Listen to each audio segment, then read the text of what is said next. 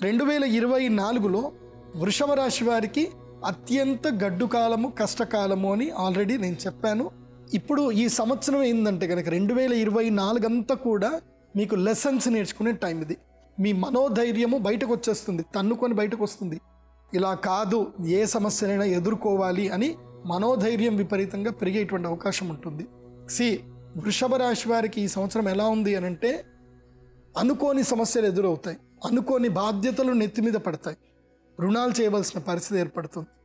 ఏ సమస్యనైనా సరే సానుకూలంగా, సాంత్వనంగా, ప్రశాంతమైన చిత్త మనసుతోటి ఆ సమస్యను థింక్ చేయండి. కోపం పూర్తిగా తగ్గించుకోవాలి. వృషభ రాశి వారు రాసుకోండి, వాళ్ళ మీ ఇంట్లో ఎక్కడైనా నోటీస్ బోర్డు లాంటిది రాసుకోండి. తొందరపాటు నిర్ణయాలు వద్దు, కోపము అస్సలు వద్దు.